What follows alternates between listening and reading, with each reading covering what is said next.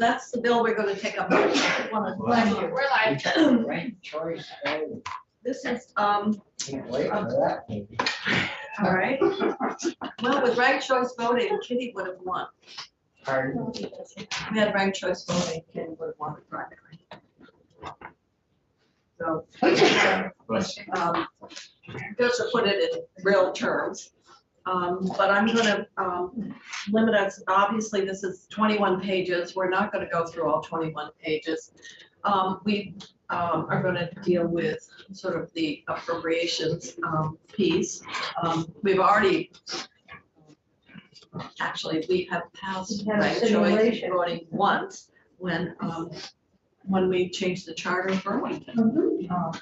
So we have Senator Hopsky here to present the bill, but I think there a lot of the mechanics of, you can agree with the concept or you could disagree, but if the bill is passed, then there are some provisions. And originally we had a $2 million appropriation, but which I sort of blanched, but that's not there anymore. So if we could kind of focus on what the money is here, that would be maybe helpful considering the time of day and the whole issue around, or the policy around ranked choice voting. You know, we will have that debate on the floor. So Absolutely. thank you for coming in. Yes, so the $2 million was taken out because we sort of changed the scope of the bill, and that was no longer necessary for the Secretary of State to implement ranked choice voting in 2024. The money that is in the bill now, there is a small appropriation, I believe it's $1,000 for a summer study committee. De minimis. De minimis. Well, there's two. So the $1,000 is for the summer study committee that is going to dig deeper into how we implement ranked choice voting in state and federal elections in 2026. We heard from the Secretary of State they simply were not ready for 2024. So we're standing up this committee to really get the mechanics that they were asking us for hammered out before we move forward. And then the larger appropriation, I believe we landed at $100,000, is for educational purposes for town clerks and municipalities and voters. We heard a lot from the town clerks that they really need education if this is going to be implemented, and that what this bill does do is it allows for municipalities to opt in to ranked choice voting without a charter change. And so we also heard that there would be necessary expenditures for voter education for towns who choose to do that. So that is what that appropriation is for. Well, we probably will put it on our list, which we've told committee chairs. So Okay.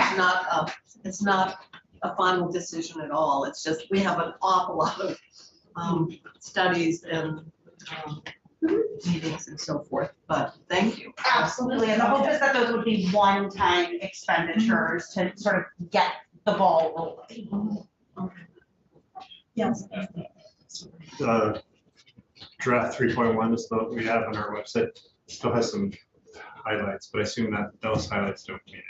It's just like, It's probably just not been cleaned up since our okay, the last. last changes were made as we sort of rushed. This was one of the 6 bills we voted out of government operations last Right. Friday. And the 2 million, something like that might be needed in 2026 or 2028 if we do this, if we do a federal thing. So that would be an expense. Still, that's possible in the future. It is certainly possible. It may not be 2 million. We don't really know, but if we were to implement ranked choice voting at a larger level, we've heard testimony from the Secretary of State. They likely would need another position, although they all testified they kind of need another position anyways. And that there would be some one-time expenditure in software updates so our tabulators are capable of running a ranked choice election, but it would need the software to do so. It's sort of like when you download, Microsoft onto your computer, it's that one-time expense to do so. Because we put a lot of money into the purchase of tabulators. Yes. We buy tabulators knowing they would be. Yes, and we would not need new tabulators. We would simply need a software upgrade. On Center Star. Well, I was gonna ask about the tabulators because I believe there were a lot of new ones were out just this year, and if we had to change those again, but That's you encouraging. answered It's that just question. software upgrade. Do you know how many communities still don't have tabulators, small communities? Oh. Hand count towns, so there's about 100 hand count towns that are still there, and our summer task force explicitly makes sure that we have a clerk represented on that committee from a hand count town, as well as a larger municipality. And Maine, who uses statewide ranked choice voting, also has quite a few hand count towns and is willing to work with us to figure out how we navigate those hand count towns. This hand count towns are under 1,000 voters. And Yes. have we looked into, or have you looked, your committee looked into requiring and giving every town an automatic tabulator, so you don't go until Wednesday or Thursday before you get your vote count? They don't want them, so. So those are some of the things that we've tasked part of the reason we changed this bill from being implemented in 2024 to being this sort of tiered implementation with the summer study committee is to answer some of those questions and to work with states like Maine and Alaska, who also have hand count towns, to figure out the best way, whether it is getting towns tabulators or whether it is doing some pooled tabulation like we do for school board or school district elections. Those are some of the tasks of that summer committee, to come back and tell us what makes the most sense for Vermont.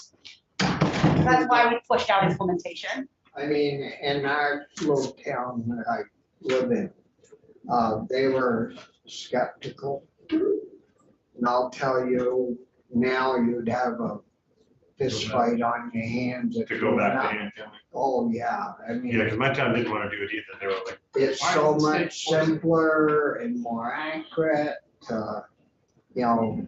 faster. I mean, we used to, well, I usually was on the ticket, so I couldn't count, but before I was on the tickets, so I could count, be 10:30, 11 o'clock at night. And That was so long ago, nobody remembers. Well, you'd be half asleep by the time you were done counting.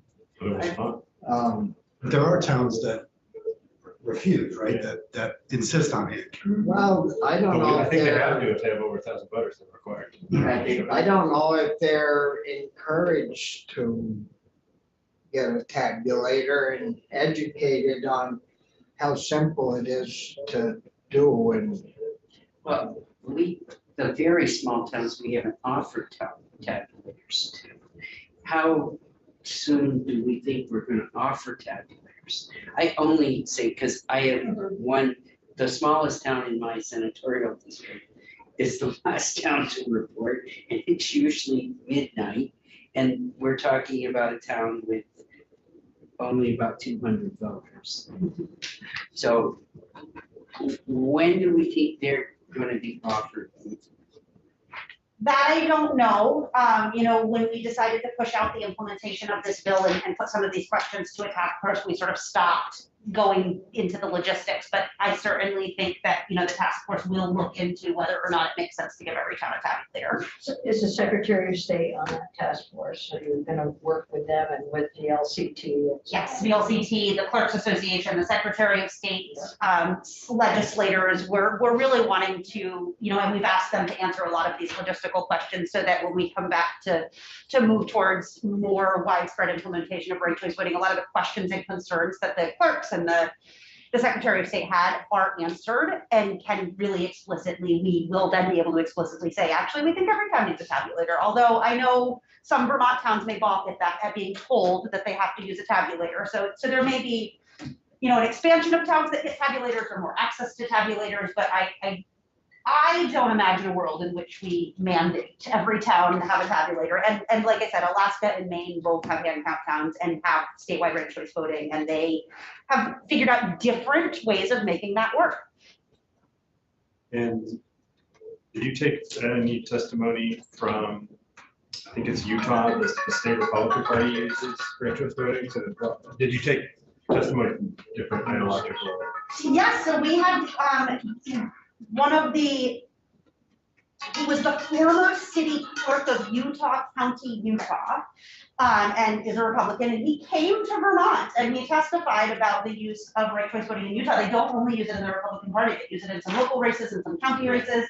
And he talked a lot about implementing ranked choice voting in Utah, and we were also visited by, I'm gonna forget his title, perhaps, a member from Colorado who came also to the State House and testified about the implementation of ranked choice voting in Colorado and how that has worked. So we really did hear from people really across the political, ideological spectrum and from across the country about how this has worked for them. Colorado in the process, because they don't have a first day races. Do they just, are they like us that they're getting ready to do? Colorado has implemented it. I'd actually have to go back and check the testimony to see what specific places that Colorado has implemented, but they have implemented ranked choice in some capacity.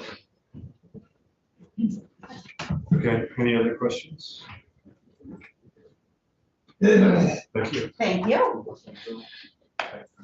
Do we need to take a vote? We should probably wait for the chair. We gotta figure out, they're taking all this, You're taking the $1,000 out. I don't, the $100,000, I think that section you want to take out. The $1,000, just like the other billions, but no. Thank you. With the clerk could get the form ready, you could decide, you get to decide who does the motion. Well, I think, all we gotta do is extract the money. You'll move that out, right? Yeah. I second. So maybe we go offline until we wait for the clerk, wait for the chair. So, well, you're in Vermont.